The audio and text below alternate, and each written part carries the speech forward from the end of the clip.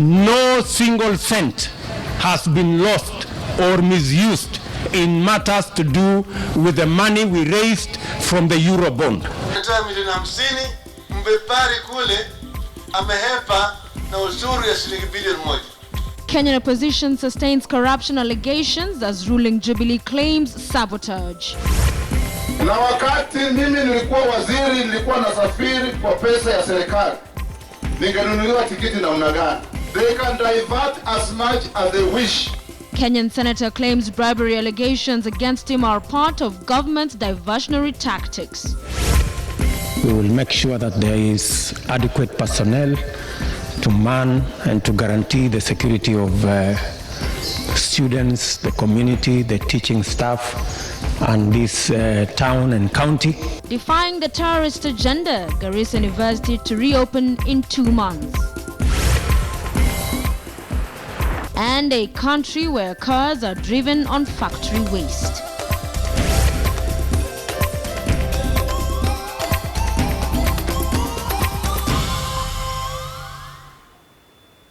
Let's begin with Kenyan Deputy President William Ruto has once again claimed that the opposition is only raising allegations of corruption in government in order to scare away investors. Now, Ruto maintains that the Kenyan opposition is politicizing the fight against corruption in order to sabotage the country's economy. But the Kenyan opposition leader Raila Odinga is digging in, insisting that the ruling Jubilee coalition was abetting wastage and tax evasion. KTN's Patrick Omimo reports.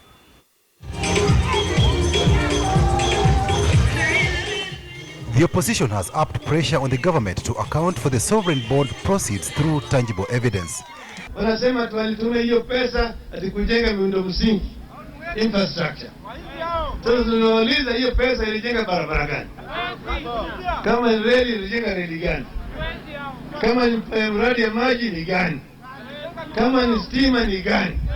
And speaking from Garissa County, Deputy President William Ruto argued the Eurobond money was safe. Sisi tumesema kama serikali, no single cent has been lost or misused in matters to do with the money we raised from the Eurobond. Ruto claims the opposition's agenda is to sabotage the economy by scaring away investors and institutions that subscribed to the previous Eurobond offer. If they have issues, they should be straightforward and tell us what it is that they want. Otherwise, what they are engaged in is sabotaging the economy of Kenya because of selfish political interests. Yao ni kwamba Kenya isipatiwe pesa na wale watu ambao wananunua Eurobond the next time. And I'm wondering, there are people who believe in poverty and they believe that this country should be poor so that they can be leaders. He told the opposition leaders to present any evidence of alleged misuse of the Eurobond proceeds to the Ethics and Anti-Corruption Commission, which is investigating the matter. The Deputy President says the government was committed to fight graft and punish the corrupt. Kila Mkenya ambaye anafanya kazi ndani ya serikali, akifanya makosa, akiendesha ufisadi, akiendesha wizi, yeye mwenyewe tutaandamana na yeye na atabeba mzigo yake. Hakuna mtu ambaye ataendesha mambo ndani ya Jubilee na atiaendelee kuwa katika serikali hii. And speaking from Eldoret in West Gishu County, in the backyard of Deputy President William Ruto, CORD leader Raila Odinga accused the Jubilee government of assisting the rich evade paying tax in order to facilitate public fundraisers, popularly known as harambes. Mimi nikiwa kama waziri mkuu nilikuwa napata mshahara kushinda ambaye makamu wa rais anachukua wakati huu. Lakini kila siku milioni 1, milioni 2, milioni 3. Ukiweka mwezi moja milioni 50 mtu mmoja anatoa. Wakati anatoa milioni 50, mbepari kule amehepa na ushuru ya shilingi bilioni 1. Interestingly, Ruto was in Garissa County for a fundraiser hit back at Raila. Ambia ya kwamba tusikuje hapa kufanya harambee. Wanasema eti harambee iko na makosa. Nyinyi mnataka tufanye harambee ama hamtaki tufanye harambee? Kanisa inajengwa na harambee sio? Msikiti inajengwa na harambee sio? Madrasa inajengwa na harambee sio? Sisi Waislamu tunaamini harambe. Leo tunachangia Khadija, mimi hapa najulikana kwa kuchangia mambo ya dini. Public officers and state officers are prohibited by law to preside or engage in public fundraising, but that law has been disregarded by politicians. Article 18 of the Leadership and Integrity Act 2012 says a state officer shall not solicit for contribution from the public for a public purpose unless the president has, by notice in the Gazette, declared a national disaster in accordance with the law. It further states that a state officer shall not participate in a public collection of funds in a way that reflects adversely on that state officer's integrity, impartiality, or interferes with the performance of the official duties. Patrick Amimo, KTN News. Let's stay with matters corruption in Kenya, and Senate Minority Leader Moses Wetangula has claimed allegations that he received bribes from a tobacco company are just diversionary tactics being fueled by the ruling coalition. Speaking at Kiminini in Trans Nzoia today, Wetangula claimed that opposition's pressure about sovereign bond, missing billions, and the wastage in the Galana food project were the reason he was being targeted. Wetangula is currently facing a probe by the Electoral Commission over voter bribery. Wetatu leo kwa orodha ya wapiga kura, hiyo ndio priority yao. Wanasema ati Weta alinunuliwa tikiti na BAT kwenda London. Na wakati mimi nilikuwa waziri, nilikuwa nasafiri kwa pesa ya serikali, ningenunuliwa tikiti namna gani? They can divert as much as they wish. The question will remain, ufisadi unatupeleka wapi? Kule Galana mmesikia ripoti ya bunge. Shilingi bilioni zaidi ya 14 zimezama huko, hawajui ziko wapi. Walisema watalima mahindi wapate gunia karibu 50 kwa kila eka. Wamepata gunia 9 kwa eka. Walitenga shilingi bilioni 50 wakatangaza wenyewe kwamba ni El Nino. Hapa Kitale mmeona ndururu ya El Nino? Hakuna popote. El Nino imegeuka kuwa pesa zinamiminika kwa mifuko ya watu badala ya kusaidia wananchi. Na sisi tutaendelea kuwakosoa na kuwaambia. Kenya's Garissa University will reopen its doors to students next month after staying closed for close to 8 months. The closure followed the April terror attack at the institution where 140 people, mostly students, were killed. Deputy President William Ruto said the government will finance all the ongoing projects at the school, including construction of a police post at the institution to assure students of their safety. Muremi Mwangi reports. Shortly after this dinner hosted by the staff at Garissa University College, Deputy President William Ruto announced that he will in 2 weeks be meeting the country's top education officials and the Moi University Senate. The agenda to reopen the doors of Garissa University to students once more. That next month. Tutaweka pesa katika budget hii ili tuweze gharama ya kukamilisha mjengo ya mahali watoto wataishi na infrastructure development zingine ambazo zitakuwa hapa. As government, we are going to make sure that all these facilities that have been put at the disposal of the children of Kenya for there to be learning at the university level in this institution will continue. Garissa University has been closed for nearly 8 months now, since terrorists struck on the dawn of 2nd April and killed 140 people, mostly students, in cold blood, igniting a mass exodus of students from the institution.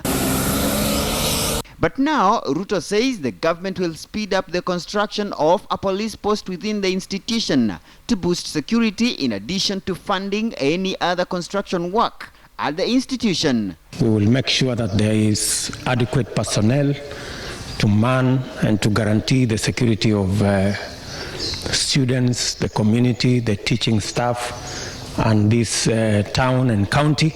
He says reopening the institution is a message to the world that the country will not bow down to terror a message which he asked local leaders to assist him pass to the residents of the northeastern region, which has been the epicenter of most of the attacks. We are not willing, we are not prepared to cede an inch of Kenya to criminals or terrorists. We will defend every inch of Kenyan soil. But Ruto took a swipe at the northeastern leaders, saying their repeated statements that they have been discriminated against by the government is false and likely to derail the fight against terror. Muremi Mwangi, KTN News, Nairobi. Water problems facing Turkana County could possibly reduce following a series of water boreholes that the county government has drilled over the last year. The county has invested nearly 270 million shillings to drill more than 90 boreholes in the entire county to provide easier access to water for its residents. Timothy Otieno reports. Young girls trekking for kilometers in search of water. These are the images that have characterized Kenya's largest county for years. Images that the county government here is determined to see change. And with that, the leadership here has contracted the drilling of several boreholes that will see those long walks in search of water reduce. At the moment, as we are talking now, the water is flowing to Kalokol town, and I believe since the water is flowing, the Kalokol community now has no complaint. Some residents here mesmerized by the heavy-duty machines busy at work, but they can sense that soon things are about to change. Most households here depend on such nearly dried up water reservoirs, but remain hopeful that once the drilling stops, water will flow closer to their homesteads. Hata wakati wa sasa ni mpaka tuchimbe kisima ndio tunapata, hata wakati wa sasa tuweza iko mvua uweze kupata maji chini nini hapa juu hakuna. The county has paid 100 million to equip all the boreholes drilled with solar panels that will help pump the water upwards. Area hii ilikuwa ni area ya tabu kwa maji. Zizi ilikuwa na kiu kwa maka mingi. The boreholes drilled will produce nearly 180,000 liters of water that will be spread across 30 water pans in the area. This with the hope that residents will be able to quench their thirst with clean, accessible water sooner rather than later. Timothy Otieno, KTN News. You're watching KTN Weekend Prime, and thank you for staying with us. But do not go away, we still have lots in store for you, including an update from Paris. Our Alex Chamwada will be telling us about proposals on resolutions going forward on the climate talks that have been going on there, of course, as well as the China-Africa Summit that concluded today. That and more still ahead.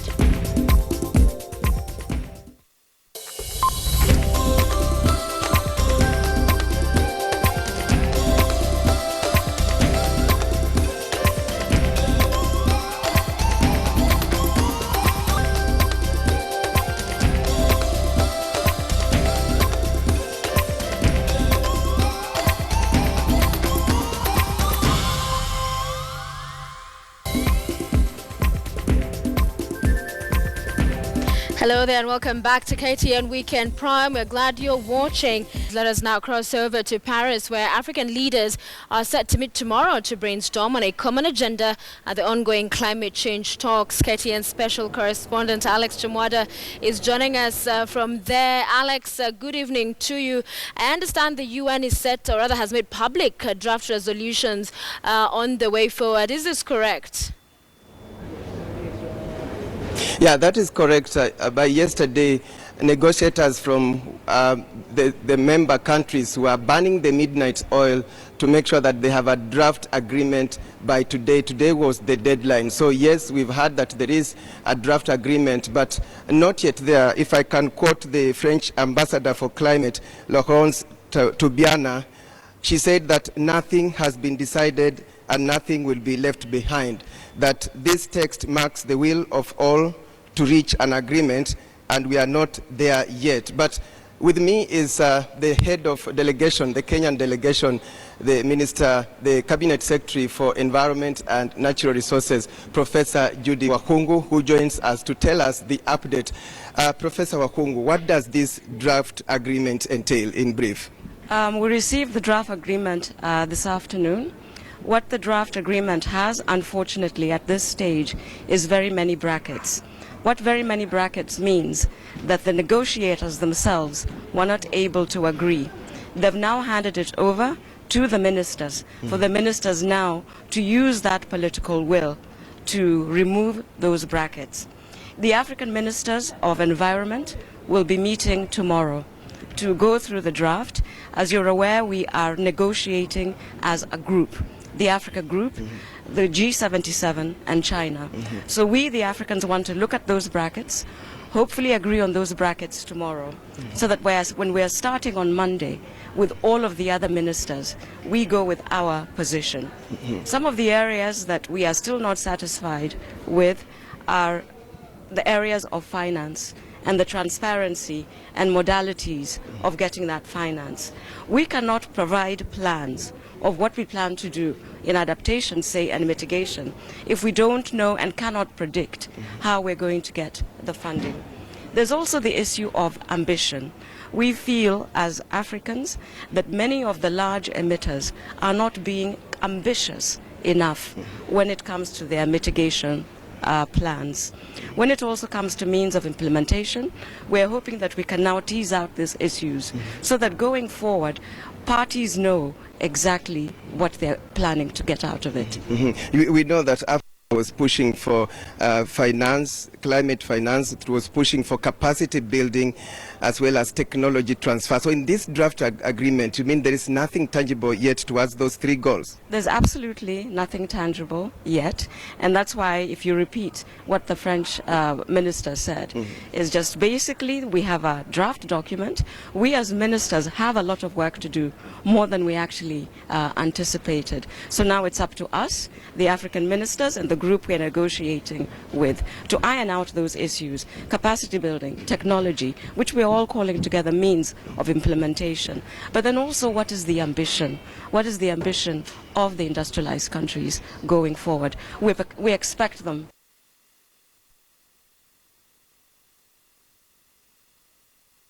It is from Kenya. Who are the key members of the Kenyan team pushing this agenda? Well, we have the directorate, the climate change secretariat. They are all here, so we've come heavy loaded. These are very experienced people. We also have the Ministry of Energy, the renewable energy director is also here. From forestry, the director is going to be arriving tonight to join us tomorrow. We also have a team that is looking at the finance side from Treasury. So I believe as Kenya, we've come with the best team possible. Thank you, Waziri, for joining us. That's the latest from Paris at the Climate Change Conference. And remember, this conference goes on until the 11th of December. We'll keep you posted and back to Nairobi unless there is another question. Thank you very much for that comprehensive update on the developments in Paris. Our special correspondent there, Alex Chamwada, live for us in Paris on the climate change talks and what is happening and what to expect in coming days. You are watching KTN Weekend Prime. Thank you so much for staying with us. Do not go away. We still have lots in store for you, including in sports. We'll be updating you on how Kenya's Shujaa performed at the Dubai Sevens. Stay with us.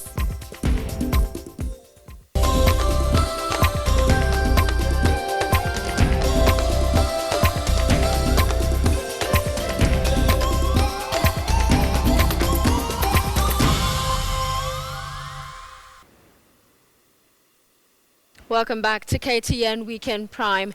Now, China has wound up her charm offensive in Africa with the China-Africa Summit in South Africa closing on a high note. African leaders, including Kenyan President Uhuru Kenyatta, had nothing but praise for China, announcing that sustained strategic partnerships with China will help accelerate Africa's development and contribute to the cause of safeguarding world peace. African leaders held a roundtable meeting with Chinese delegations, with several meetings held on the sidelines with executives of China's giant corporations. The Chinese president has put on the table $60 billion, about 6 trillion Kenya shillings, to support African countries in their development agenda.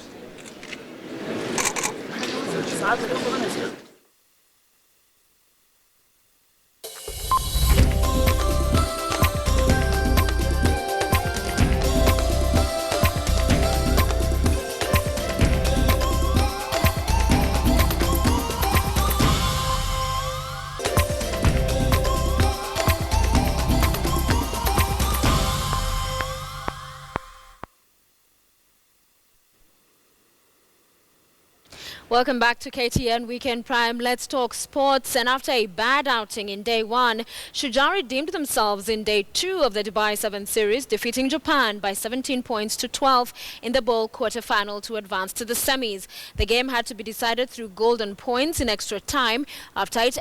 Visiting Arsenal legend Robert Pires has tipped Harambee Stars captain Victor Wanyama to move to a big team next season. Pires is also optimistic that FIFA will get a clean sweep in an act of reforming the corrupt, ridden World Soccer governing body.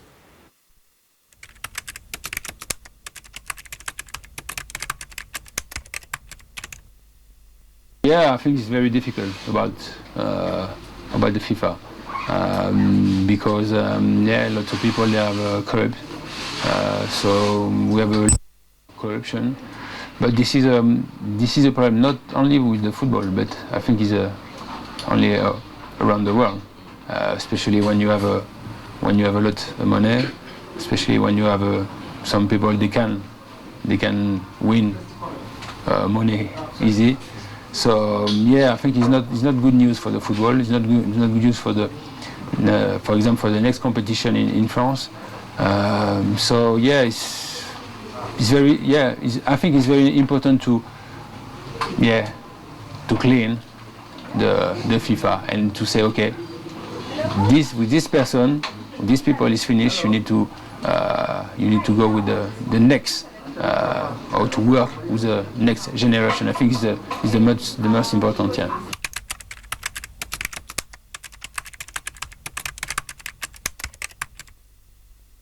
I don't have a secret. My motivation because I love football. So yeah, it's true. Last year I play in India with FC Goa. I was 41 years old. So it's only, I think it's like you, like the people in Kenya, because I have a passion in my body. So I can play. I still training with Arsenal, with the first team, and every day I enjoy this moment because, thanks God, but I have a good health, and for me, this is important.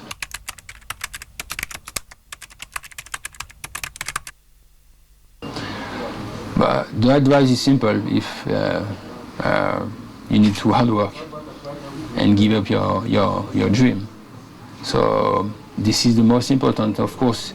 When you start, when you are young, the way is long, but you need to work and to do the sacrifice, a lot of sacrifice. Yeah, if you want to one day to sign the contract with a professional. Yeah.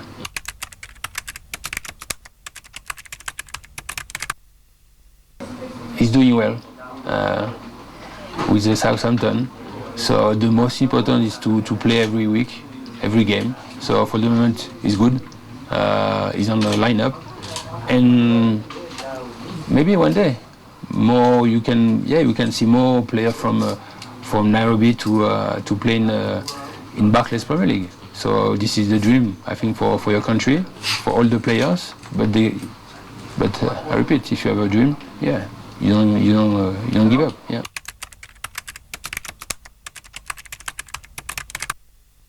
You have a potential, you have a talent. I don't know, but when you see the World Cup, and when I see, I don't know, for example, Ghana, they're a very good team, strong team. But then you need disciplines, but you need rules in the team, and this is the most important. Yeah, the rules. Yeah.